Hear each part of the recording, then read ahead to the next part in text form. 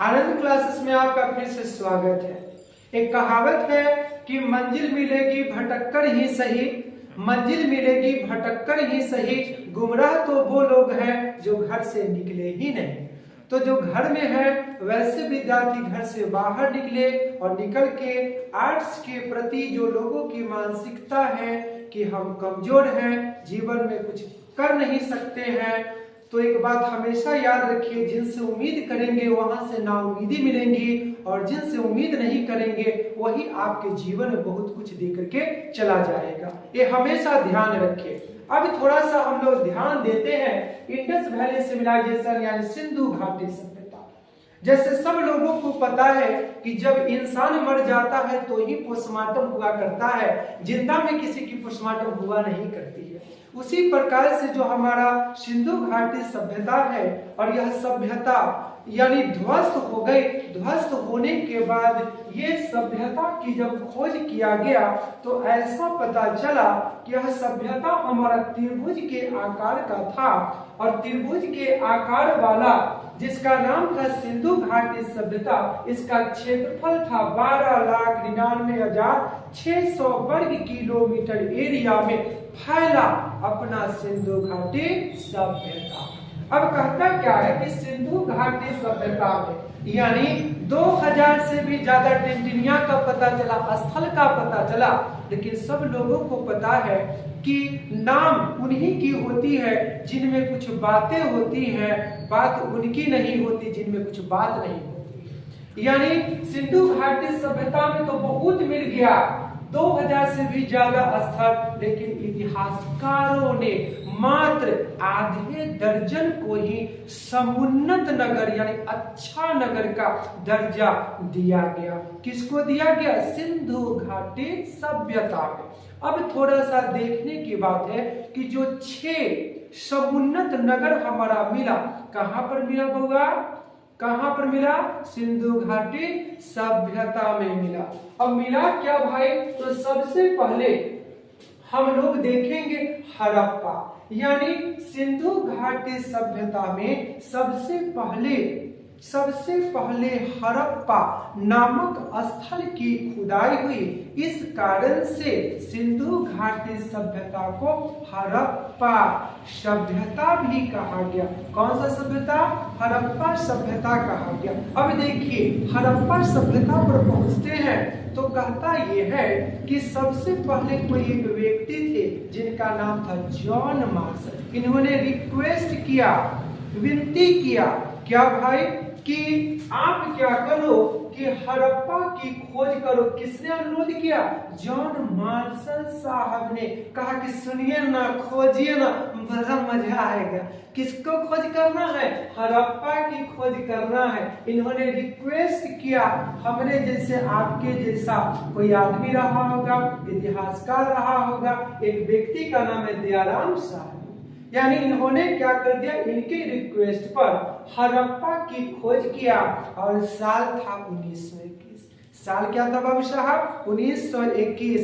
जैसे कोई बच्चा जन्म लेता है उसका डेट ऑफ बर्थ रहता है, उसी प्रकार से हड़प्पा का अपना डेट ऑफ बर्थ है 1921। जैसे हम लोग जन्म लिए, मम्मा और पापा क्या करते हैं? हम लोग का डेट ऑफ बर्थ लिख करके रखते हैं और अगला साल आता है तो मम्मी और पापा मिलकर बनाते हैं हैप्पी बर्थडे टू यू। बात समझ में आया? उसी प्रकार से नाम क्या है? हड़प्पा। हड़प्पा की खोज कौन किया? दयाराम साहनी। और किसने कहा था? जॉन मार्शल साहब ने। खोज कब हुआ? 1921 में। अब देखिए हड़प्पा जो हमारा है ना, पाकिस्तान में। कौन सा देश में हुआ? पाकिस्तान में। कहां पर है? पाकिस्तान में। अब कहना कि पाकिस्तान में एक प्रांत है, प्रांत का नाम है पंजाब, यानी पंजाब प्रांत में खोज हुआ किसका? हड़प्पा का। और हड़प्पा हमारा एक नदी के तट पर बसा है, नदी का नाम है रावी नदी और रावी नदी का पुराना नाम है पुरुषनी नदी। जैसे गांव घर में देखिएगा कोई कोई बिटिया रुस जाती है तो उसका नाम रखा जाता है रुसनी। अरे कहाँ गई पुरुषनी, तो हो गई रुसनी। यानी उसी प्रकार से हड़प्पा हमारा को नदी के तट पर यानी रावी नदी के तट पर, और एक जिला है, जिला का नाम है मांटगोमरी। कौन सा जिला है? मांटगोमरी। कौन?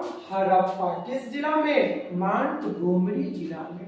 अब देखिए सिंधु घाटी सभ्यता का पहला जो नगर था, जो क्षेत्र था, जो एरिया था जिसकी खोज हुई, उसका नाम रखा गया था हड़प्पा। अब दूसरका में जब पहुंचते हैं तो पता चलता है कि सिंधु घाटी सभ्यता का दूसरा जो स्थल है उसका नाम क्या है? मोहनजोदड़ो।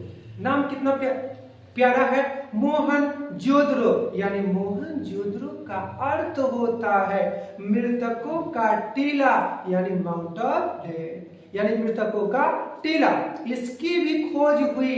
कब हुई खोज मोहनजोदड़ो की? 1922 में प्यारे मोहन। कब हुआ?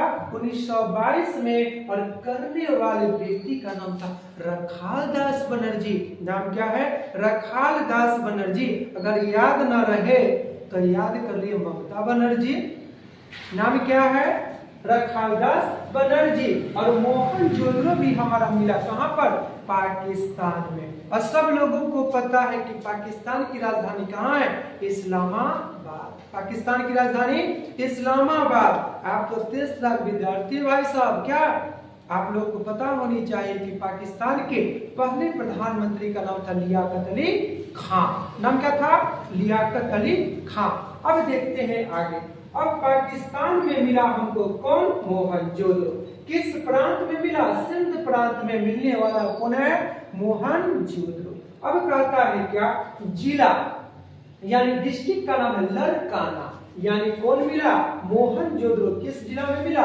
लड़काना में। जैसे कोनो ढुलकौआ, गुड़कौआ, गमकौआ, महकौआ कोनो रहता है, एकदम लड़क लड़क के ढुलक ढुलक के जाते रहता है, उसी प्रकार से इसका नाम क्या है? लड़काना। नाम क्या है? लड़काना। अब देखिए हम 2 स्थल तक पहुंच चुके हैं। अब तीसरा में पहुंचते हैं जिसका नाम है चानहुद्रो। नाम क्या है? यानी सिंधु घाटी सभ्यता का तीसरा सबसे महत्वपूर्ण नगर का नाम है चानहुद्रो। और चानहुद्रो की खोज हुआ था 1931 में। कब हुआ? 1931 में। और करने वाले व्यक्ति का नाम था गोपाल मजूमदार। नाम क्या है? गोपाल मजूमदार। इसकी खोज किया चानहुद्रो का। देखिए ये भी हमको कहां पे मिला? पाकिस्तान में। और प्रांत का नाम है सिंध प्रांत। सिंध प्रांत में कौन मिला? चानहुद्रो मिला। अब देखिए सबसे मजे की बात क्या है? उस जमाने में भी कुत्ता हुआ करता था।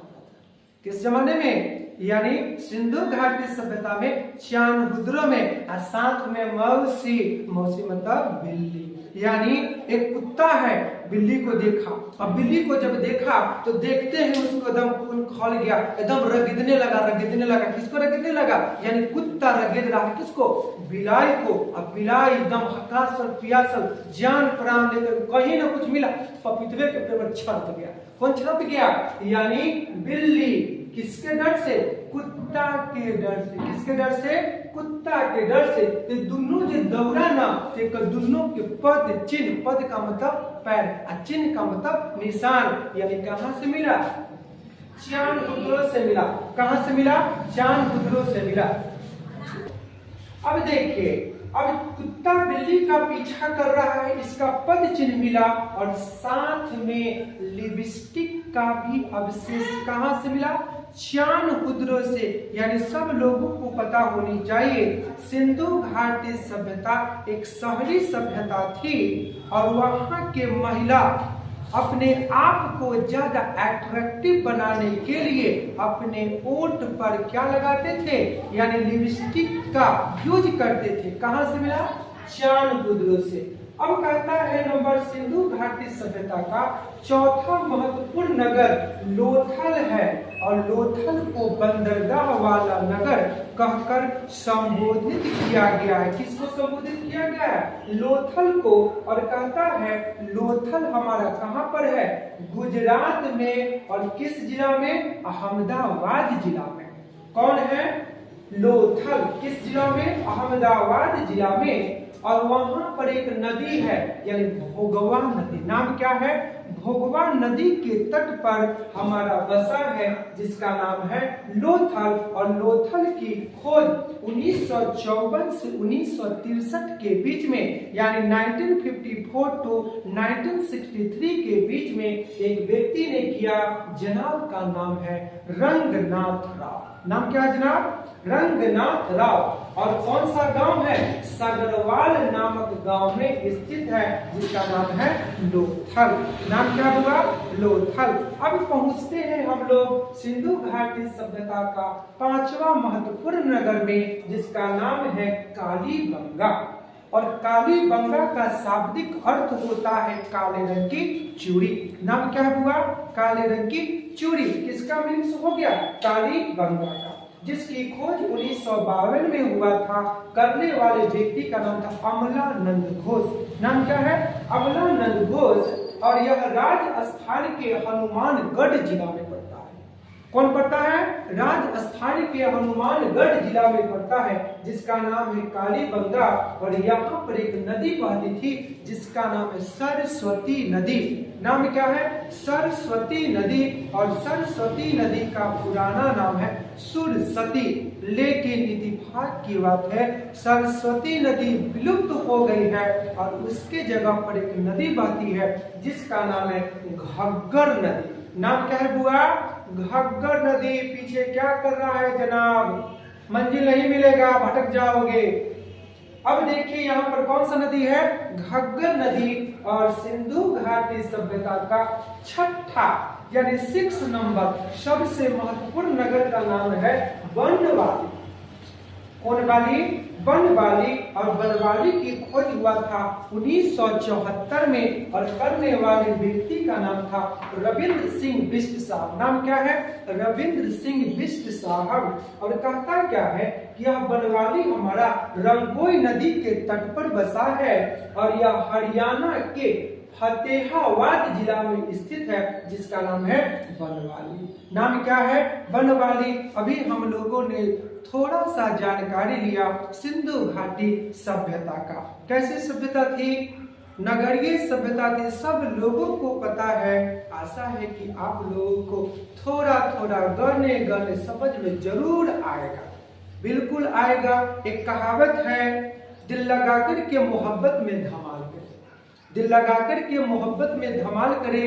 रात को सोने से पहले सिरप को हिलाकर इस्तेमाल करे। सिरप कहने का मतलब कि जो कुछ भी पढ़े तो रात को कॉपी पलटिए, एक बार देखिए, नजर को फेरिए, नजारा बदल जाएगा।